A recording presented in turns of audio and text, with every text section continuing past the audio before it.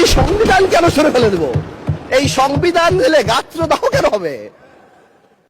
যে সংবিধান যারা ছুঁড়ে ফেলতে চায় তাদেরকে স্বাধীনতা বিরোধীর সাথে উনি অ্যালাইন করলেন, ট্যাগ করলেন মাননীয় স্পিকার। এবং তখন ট্রেজারি বেঞ্চের সম্মানিত মাননীয় মন্ত্রী যারা ছিলেন তারা সেটাকে টেবিল চাপড়িয়ে সেটাকে সমর্থন দিলেন।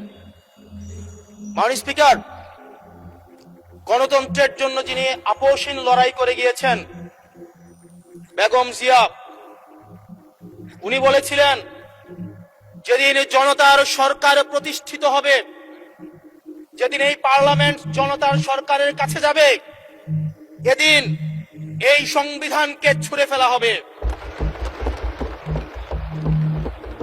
ট্রেজারি বেঞ্চের যে মন্ত্রীরা ছিলেন তারা দীর্ঘদিন, তাদের সারা জীবন তারা বেগম জিয়ার সাথে রাজনীতি করেছেন। এই সংবিধান ছুঁড়ে ফেলার সাথে স্বাধীনতা যুদ্ধাপরাধীর অ্যালাইন করার যেটার হাততালি তারা দিয়েছেন, সেটির মধ্য দিয়ে বেগম জিয়াকে তারা মূলত অপমান করেছেন কিনা তারা সেটা ভেবে দেখবেন।